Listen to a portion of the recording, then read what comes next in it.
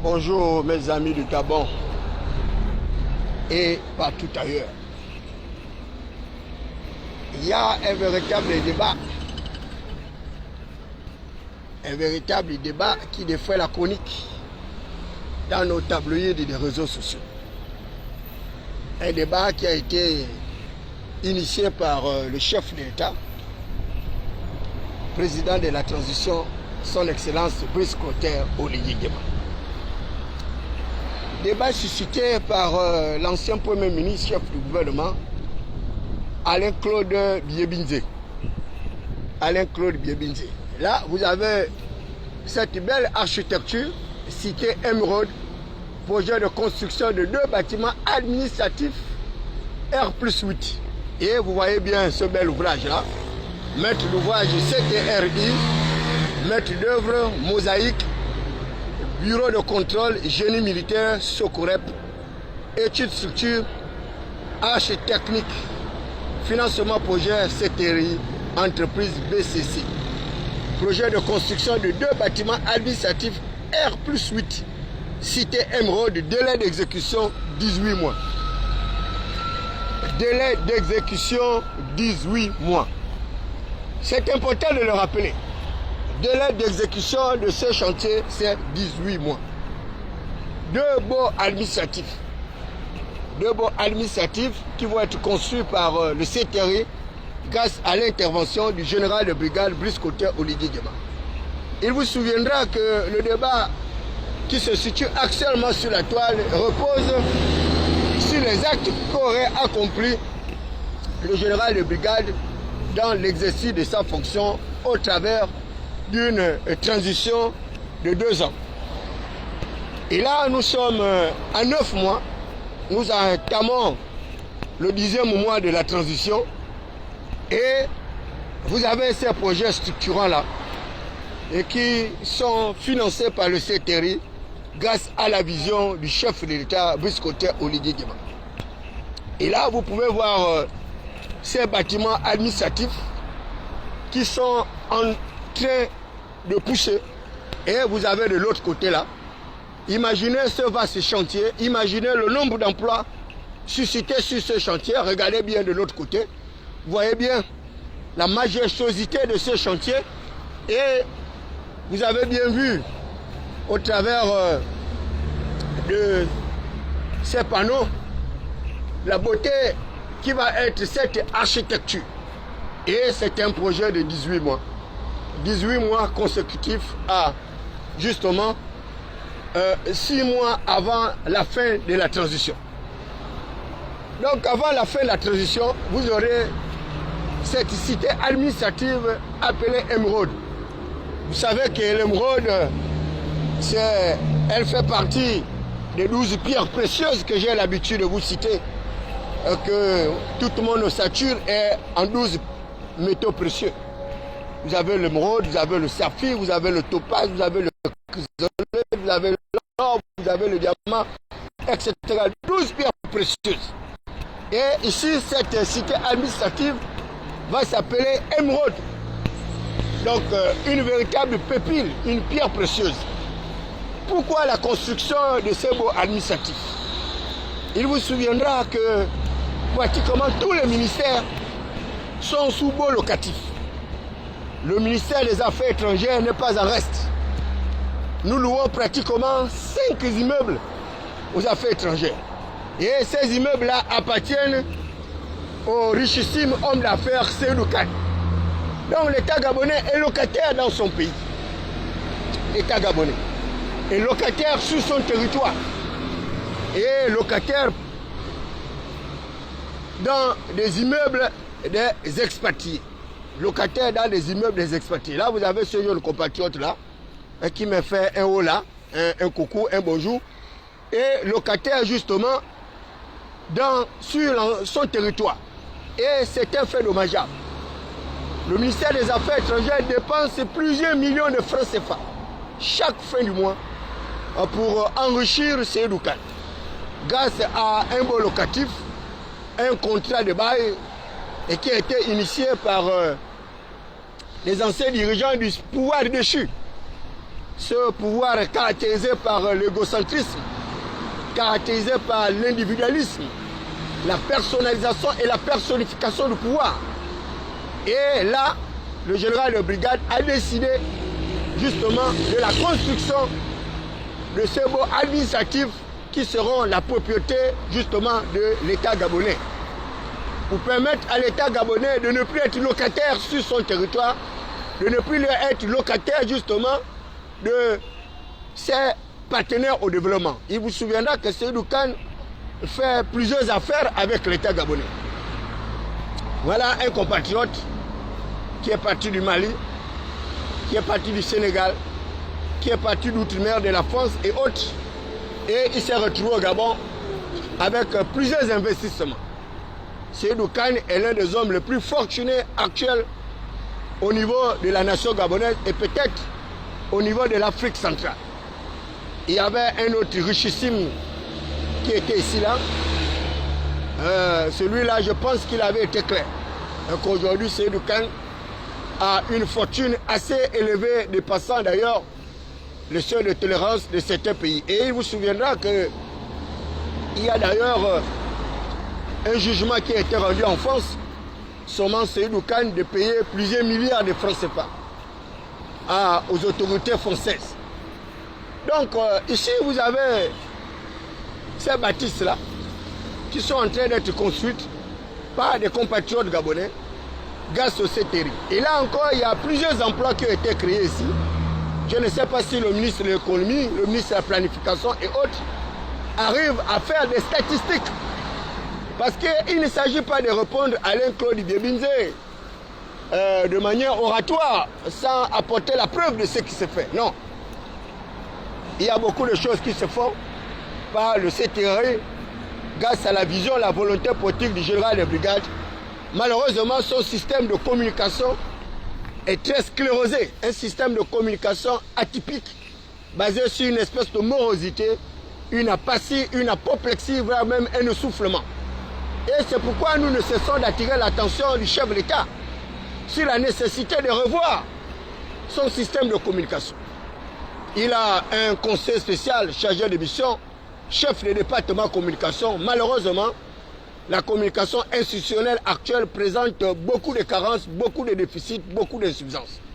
Et pire encore, le ministre de la communication actuel, porte-parole du gouvernement, je ne sais pas quel est véritablement le rôle de cette compatriote, mais il n'y a aucune communication gouvernementale pour pouvoir faire apprécier les Gabonais ce qui s'est fait par le gouvernement en termes d'investissement productif, en termes justement d'investissement dans le sens de l'amélioration significative des conditions de vie et existence des Gabonais. Et c'est vraiment dommage.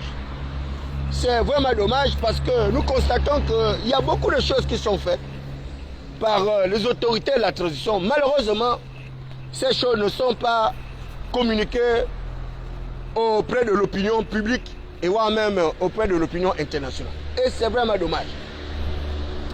Et lorsque le chef de l'État m'avait reçu en visite privée, il m'avait parlé justement de la construction de ces deux tours, ces deux bâtiments administratifs. Et il m'avait dit, mon très cher frère David Belakouma, c'est un projet qui me tient à cœur parce que l'État dépense beaucoup d'argent dans la location. Et il serait souhaitable que l'État soit propriétaire pour que les bâtiments administratifs puissent être occupés par les agents publics que vous êtes. Moi qui vous parle au ministère des Affaires étrangères, je n'ai pas de chaise, je n'ai pas de bureau, je n'ai pratiquement rien. Et les gens arrivent à s'interroger sur mon absence, sur mon lieu de travail. Mais bien heureusement pour moi, que j'avais déjà signifié au chef de l'État lors de mon audience que j'avais pris le pari justement de faire autre chose que d'aller me balader au ministère des Affaires étrangères. Et j'ai dit au chef de l'État que désormais, je me ferai le relais de ces projets auprès des populations à partir du début des travaux des projets jusqu'à la finition. C'est le rôle que je me suis assigné. Donc, que les gens le veuillent ou pas, qu'ils me voient sur mon lieu de travail ou pas, eh bien, j'ai un autre travail que j'ai fait ici.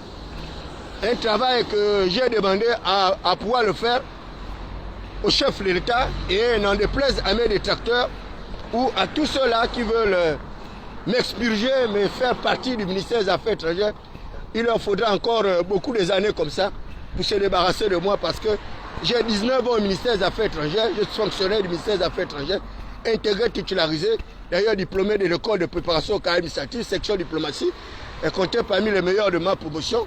Donc, pour le moment, je ne crains rien. Hein, dès lors que j'ai fait le travail du chef de l'État pour lequel il m'a envoyé faire sur le terrain, eh bien, ce que pensent mes chefs m'importe peu. Le chef de l'État a été clair, c'est lui le seul chef, c'est lui le patron, et il n'y a pas d'autre autorité au-dessus de l'autorité du chef de l'État. Donc c'est avec plaisir que j'ai fait ce travail, de relais d'un certain nombre d'informations, de relais d'un certain nombre de projets porteurs au chef de l'État pour que progressivement nous puissions sortir du circuit de l'endettement. Vous savez que les baux locatifs également ont entraîné l'État gabonais vers une véritable prison, c'est-à-dire la prison de l'endettement. Et cette prison de l'endettement, pour sortir de ce cercle vicieux, ben, il faut être imaginatif. Et là, le chef de l'État a vite compris qu'il faut très rapidement sortir des baux locatifs pour que le Gabon puisse, l'État gabonais puisse récupérer cette manne financière qui va aux mains des expatriés pour que cet argent puisse également constituer une véritable plus-value au niveau du budget de l'État et financer les projets structurants, financer le développement de nos villes et villages. Donc là, vous avez ce projet porteur-là qui tient à cœur au chef de l'État. C'est deux tours jumelles qui sont en train d'être construites par le CTRE grâce à la volonté politique de mon bienfaiteur, le général de brigade Brice Côté Oligino. Il s'agira pour moi également d'aller en province, comme je l'avais signifié au chef de l'État. Pour le moment, j'attends ma voiture, ma double cabine, qui sera mise à mon disposition incessamment, parce que j'ai saisi le chef de l'État par rapport au fait que plusieurs de ses collaborateurs m'avaient jeté en pâture. Hein, ils avaient pu faire main basse sur les orientations du chef de l'État, à savoir qu'il fallait qu'on me dote d'un véhicule tout-terrain pour pouvoir me rendre également en province et relayer toutes ces actions. Il y avait également le matériel didactique que le chef de l'État avait recommandé à l'un de ses collaborateurs de pouvoir m'acheter pour que je puisse faire mon travail avec rationalité, c'est-à-dire en prévision justement du référendum de décembre prochain, mais également dans le cadre des préparatifs des échéances électorales à venir, et particulièrement la présidentielle d'août 2025 et les autres élections législatives et locales. Vous connaissez que moi, David Mberakouma, je suis un évaluateur de politique publique. Et je suis également un prévisionniste électoraliste. Vous savez, un candidat est d'abord un produit marchand. Un produit marchand dont il faut vendre ses spécificités auprès des différents électeurs. Là, vous savez, c'est l'école immaculée. Moi, David Mberakouma, fils des prolétaires, j'ai eu cet avantage-là d'avoir toujours appris au milieu des nantis. Donc j'ai appris également là à Immaculée Conception. Et à l'époque, les garçons arrivaient en classe de seconde. Et nous n'étions pas nombreux. Hein, dans ma classe de seconde, nous étions pratiquement à 5 garçons pendant cette période-là. Et nous avions beaucoup de belles filles comme ça, de 6e en terminale, qui nous faisaient la cour parce que avoir des garçons immaculés, c'était vraiment un privilège le plus indu, parce qu'il n'y avait pas beaucoup de garçons. Et puis encore, lorsque vous étiez un beau garçon, eh bien, vous avez pratiquement les belles filles de la haute société, les filles des nantis, des bourgeois, des aristocrates, des plutocrates émergents, qui comme ça arrivaient à nous faire la cour. Malheureusement pour les fils des prolétaires que nous sommes, ben, ce qui nous intéresse, ce ne sont pas les filles des nantis. Hein, ce qui nous intéresse, c'est valoriser nos dons, nos talents, hein, pour sortir justement de la situation de prévarication, la situation de misère, de pauvreté qui a été rendue possible par ce mauvais système de rétribution sociale qui encourage le parrainage, le tutorat, le protectorat avec toutes les autres formes d'acabit, de discrimination et de ségrégation sociale. Donc la mise en place d'un véritable système de caste. Et c'est cela que nous avons toujours dénoncé et décrié. Donc je continue à le dire, hein, je signe et persiste que lorsque mon très cher frère Alain-Claude Biebinze disait que le Gabon d'aujourd'hui, c'est-à-dire le Gabon de Brice Côté Oligui Nguema, se ressemblait à celui que nous avons connu, c'est que c'est-à-dire le Gabon de l'avant août 2023, août 2023, eh bien c'est une véritable anomalie. C'est une véritable anomalie parce que il y a plusieurs indicateurs, des indicateurs macroéconomiques qui prouvent à suffisance que nous n'avons pas affaire à un même Gabon. Le Gabon d'Ali Bongo Ondimba s'était caractérisé par des déficits chroniques et par un taux d'endettement assez excessif. Et là, ce n'est pas moi, David Birakuma, qui le dit. Le représentant résident du Fonds monétaire international a si bien dit. Malheureusement, ces propos ont été escamotés, ces propos ont été dénaturés pour faire croire justement à l'opinion publique et internationale que ce serait le général de brigade en 9 mois qui aurait fait exploser la dette. Eh bien, c'est une hérésie, c'est une contre-vérité. C'est une contre-vérité parce que le représentant résident du Fonds monétaire international avait planché la période de 10 années antérieures, donc 10 années en arrière.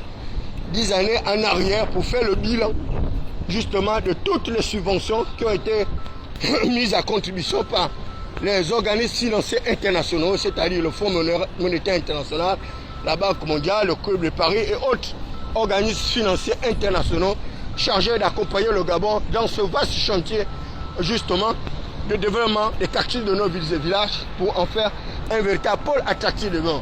Et là vous avez de l'autre côté, toujours dans le cas des réformes CTRI, vous voyez bien de l'autre côté, ce vaste chantier qui avait été abandonné par Ali Bongo Ondimba grâce à la spoliation de Liban Suleiman, qui était chef de cabinet, et Meksan Akombesi qui avait vendu à Ali Bongo Ondimba du vent, prétextant qu'ils allaient mettre ce qu'on appelait la marina. La marina, donc un projet d'aménagement justement de la voie maritime par des investissements productifs. Malheureusement, c'était tout simplement un désenchantement. Ces gens-là voulaient tout simplement voler l'argent public et ils ont fait croire à l'opinion qu'ils allaient investir là-dessus alors que c'était un véritable tissu de mensonges. Or là, vous voyez bien que les travaux ont été repris par l'actuel détenteur du pouvoir et vous voyez bien les enjeux là-bas. Donc ce sable-là qui autrefois ne servait plus à rien, alors que l'État gabonais avait dépensé beaucoup de milliards, aujourd'hui, ce contour de sable est utilisé pour pouvoir améliorer la façade maritime. Et là encore, c'est grâce au CTRI, grâce à la volonté politique du chef de l'État. Donc, le Gabon d'Alain-Claude Biebinze et Ali Bongo Ondimba est un Gabon qui ne pouvait pas nous faire rêver. Un Gabon qui ne pouvait pas nous faire rêver, mais bien au contraire, c'est ce Gabon-là qui nous a permis justement de progressivement ne pas atteindre les fondamentaux de développement. Ne pas atteindre les fondamentaux. Et là, vous voyez bien cette belle architecture. Donc, hôtel, appartement. Là, vous avez une construction éco-responsable, des matériaux durables et recyclage, une gestion optimisée des ressources. Donc, vous voyez bien que le Gabon de Oligui Nguema avance progressivement. Il avance progressivement, certainement sans faire trop de bruit, parce que les militaires ne font pas trop de bruit. Ce qui les importe, ce sont les résultats, c'est la rentabilité, c'est-à-dire maximiser les satisfactions avec le minimum de coûts. Donc ici également sur la façade maritime, il y a des véritables projets de développement qui vont voir le jour. Et là, vous voyez bien que les espaces sont en train d'être aménagés. Vous avez ce pont-clé de l'autre côté, vous avez des caterpillars, vous avez... Donc, le Gabon en mouvement. Le Gabon en mouvement. Donc, ceux qui disent qu'ils ne perçoivent rien de la réalité de ce qui se fait, eh bien, cela n'engage que. Certainement, nous n'avons pas la même vision, nous n'avons pas les mêmes yeux. Nous savons tout simplement qu'il y a certaines personnes comme David Birakuma qui souffrent d'une certaine cataracte, d'une certaine cécité. D'autres ont la myopie, donc ils n'ont pas toutes les opportunités de pouvoir voir clair. Mais moi, David Birakuma, je vois très clair. Vous connaissez ce que c'est qu'un aigle royal. L'aigle, c'est l'oiseau qui a la plus grande vision de l'humanité. L'aigle royal, c'est l'oiseau qui soit capable de voir au-delà de ses sens physiques. Donc l'aigle va jusqu'à voir au-delà de ses sens naturels. Donc ici, vous voyez bien que les choses avancent. Donc cette façade-là est en train de progressivement être améliorée. Et d'ici peu, vous verrez également d'autres bâtisses construites sur ce chantier. Donc, le Gabon d'Oligui Nguema est en chantier. C'est un Gabon en chantier, un Gabon qui permet de relever un certain nombre de défis. Et il vous souviendra qu'il y a un passé relativement récent où les gens nous ont fait croire que le Gabon n'aurait pas pu payer sa dette extérieure auprès des organismes financiers internationaux. Malheureusement pour nos détracteurs, malheureusement pour les conspirateurs de l'action de Brice Koto Oligui Nguema, eh bien, ils attendront encore longtemps parce que Brice Koto Oligui Nguema a bel et bien payé la dette auprès des organismes financiers internationaux. Donc nous avons répondu favorablement à nos échéanciers. Il est bien vrai qu'il y a eu des délais qui n'ont pas été respectés pour des questions de procédure, mais nous avons bel et bien payé cette dette. Et je voudrais également rappeler aux agents publics que nous sommes que lors du discours du chef de l'État dans la province de la Nyanga, eh bien, le chef de l'État a été clair. Il a été clair. Il a dit que les rappels sur solde des Gabonais, particulièrement des fonctionnaires, seront payés. Seront payés. L'avantage avec Brice Koto Oligui Nguema, c'est qu'il fait ce qu'il dit. Il fait ce qu'il dit, mais malheureusement, il ne dit pas ce qu'il a fini par faire. Il fait ce qu'il dit, mais il n'y a personne qui arrive à dire ce qu'il aura fait. C'est un peu dommage. Et c'est le rôle de la communication. Mais la communication de la présidente de la République, je ne sais pas à quoi elle ressemble. C'est certainement une communication institutionnelle, mais cette communication-là n'a rien à voir avec de véritables valeurs de communication. Vous savez, la communication est un tout. La communication est un tout. Vous avez la communication visuelle, vous avez la communication audio, vous avez la communication électronique, mais la communication, surtout à l'heure actuelle avec les nouvelles technologies, mais elle ne peut pas se limiter à des chaînes de télévision et qui plus est, des chaînes de télévision qui n'arrivent même pas à susciter les débats contradictoires. Les débats contradictoires publics pour pouvoir éclairer la lanterne des populations. Et c'est un véritable coup de massue pour ces pseudo-professionnels et experts de la communication, dès lors que le chef de l'État a reconnu leur atomie, leur apathie, leur incapacité de pouvoir communiquer à temps et de pouvoir répondre sur un certain nombre de questionnements des acteurs politiques étatiques. Et là, le chef de l'État a indexé personnellement Alain-Claude Biébilzé, mais il ne s'agit pas seulement d'Alain-Claude Biébilzé. On voit bien que toutes les fois où le chef de l'État est victime d'attaques virulentes des acteurs politiques étatiques, eh bien, il n'y a personne pour pouvoir le venir en aide. Il n'y a personne pour pouvoir apporter des contre-vérités. Et cela semble au niveau de l'opinion comme si la réalité c'est que ces gens-là disaient des vérités, alors que ces gens-là veulent tout simplement susciter les débats contradictoires publics.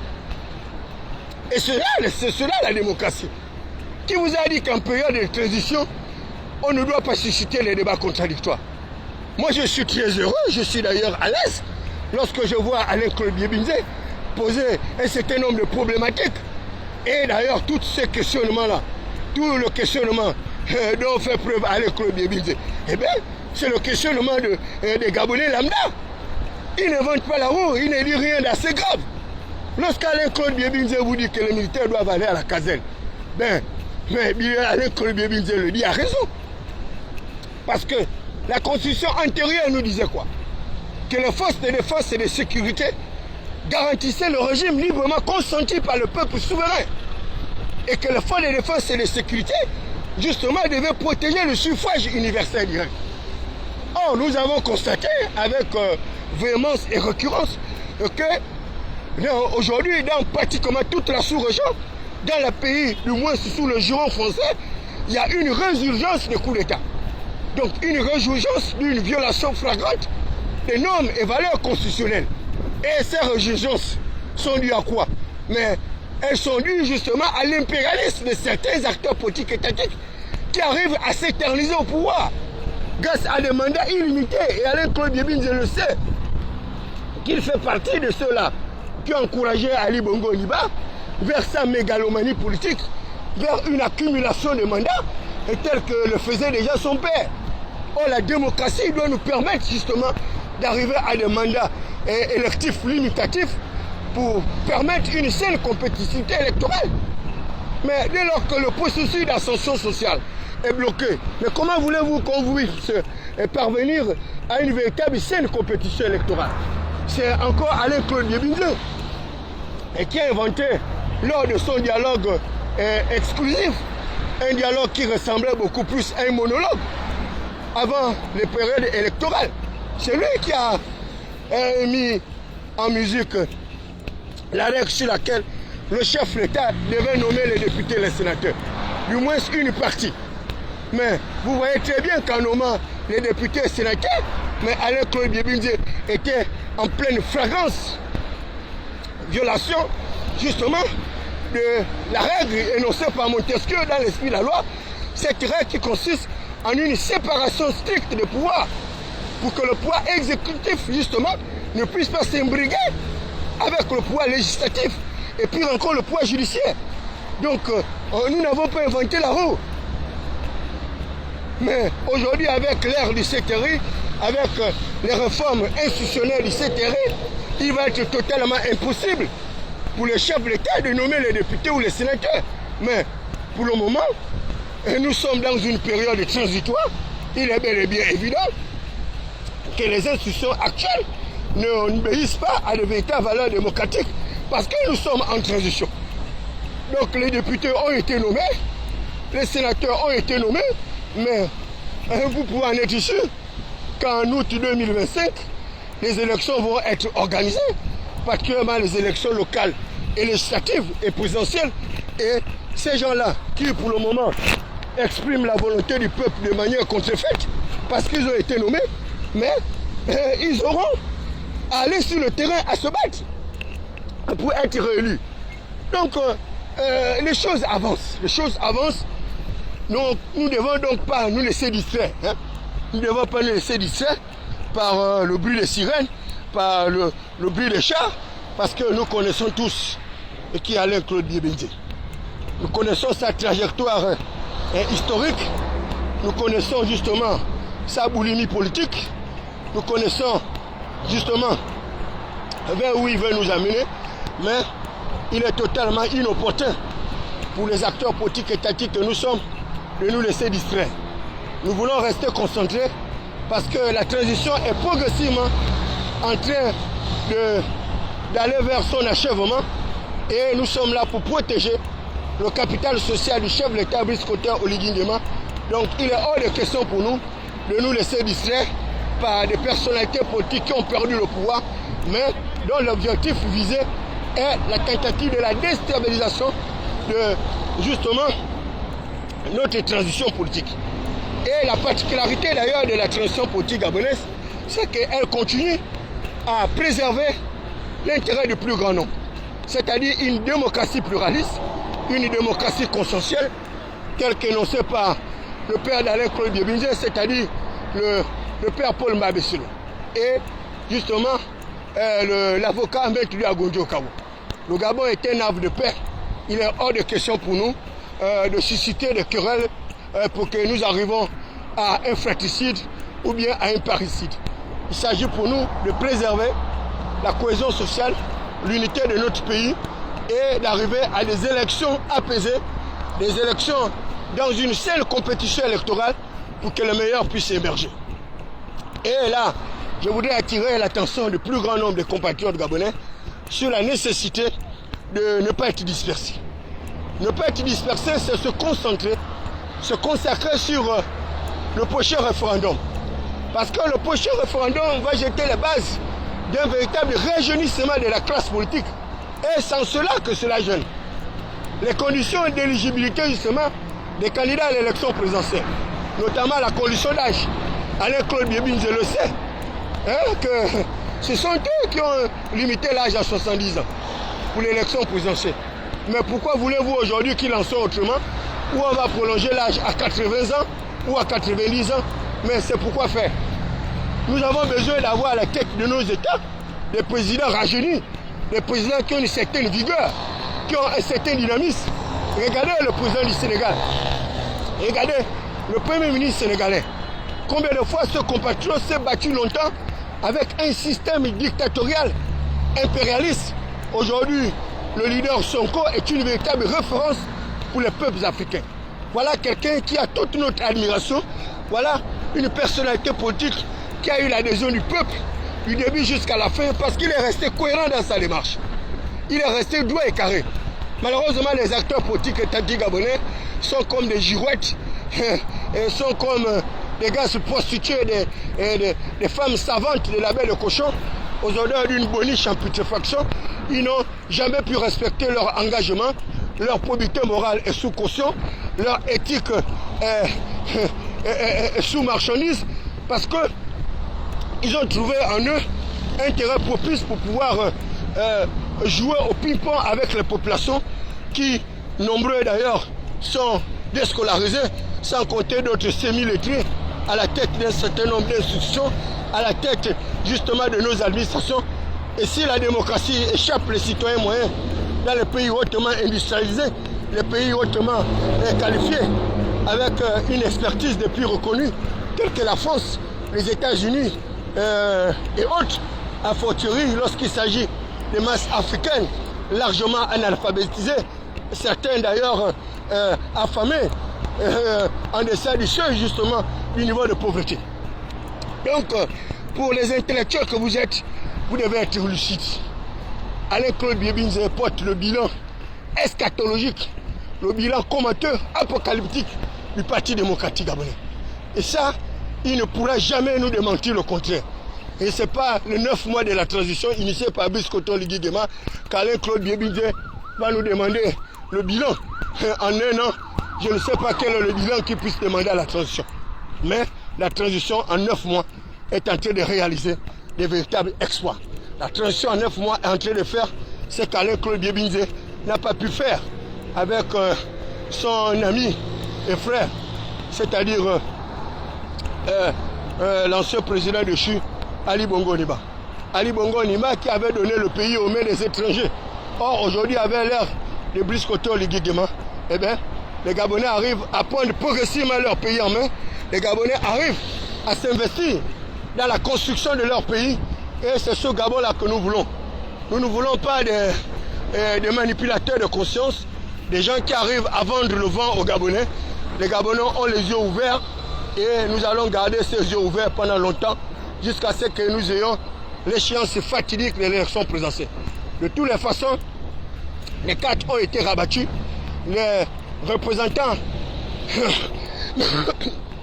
du peuple au dialogue national ont initié un certain nombre de réformes. Et ce sont ces réformes querelleuses-là qui font en sorte que Alain-Claude Biebinze et d'autres acteurs politiques étatiques du système de jeu arrivent comme ça parce qu'ils ne savent plus où donner la tête. La réalité, c'est qu'en août 2025, les acteurs politiques étatiques du pouvoir de chute, du moins ceux qui étaient à l'intérieur de l'exécutif du parti, ne pourront pas participer à des élections. Et c'est ce qui fâche Alain-Claude Biebinze. Parce qu'il ne pourra pas être candidat à l'élection présidentielle avec beaucoup d'autres clébards du secrétaire exécutif.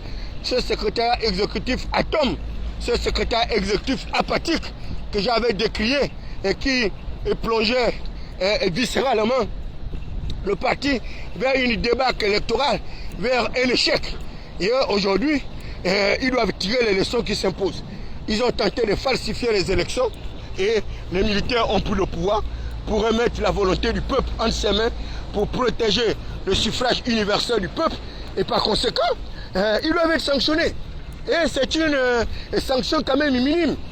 Sanctionner un parti de CHU qui a rejeté l'activité pendant 55 ans de règne de pouvoir, le sanctionner pendant 3 ans, moi je pense que c'est minime. Parce qu'ils auraient pu être frappés d'inéligibilité pendant 10 ans, pendant 15 ans, même pendant 20 ans, pourquoi pas. Ces gens-là ont amassé des fortunes. Alain-Claude Biebinze, à l'heure actuelle, c'est le deuxième acteur politique qui a la longévité au sein de l'architecture gouvernementale. Il a plus de 20 ans ministre. Et le record avait été battu par le bois de Mounana, Zachary Mboto, que vous connaissez bien, dénommé comme étant Zach Power, donc Zach le pouvoir, et qui a fait pratiquement 40 ans de règne de gouvernance. Or, Alain Claude Biobinze a plus de 20 ans. Hein? Et il est succédé par Denise Mekamemba, que vous connaissez très bien, la femme de Maître Tati, cette brillante intellectuelle, brillante avocat que nous avons connue dans les prétoires, que nous avons connue en tant qu'actrice politique et tactique.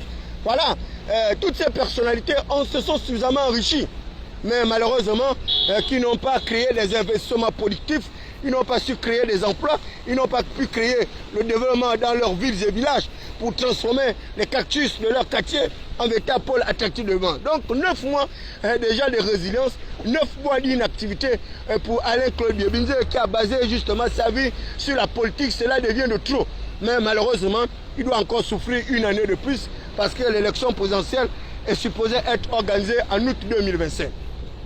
Et là encore, il faut qu'en août 2025, on ait accompli toutes les opérations requises pour arriver à une élection transparente, une élection apaisée, pour que le meilleur puisse gagner. Donc, les autorités de la transition ont également mis une année de réserve en cas de force majeure. Donc, il y a encore une année qu'ils arrivent à souffrir comme ça pendant encore 2 ans, hein, le temps que le CTI puisse mettre en place tous les mécanismes qu'il faut pour que nous puissions arriver à restaurer la dignité du peuple gabonais, pour que nous arrivions à restaurer l'état de droit, pour que nous arrivions à accélérer le processus justement de restauration de nos institutions, mais également de restitution de ces institutions-là auprès du peuple souverain.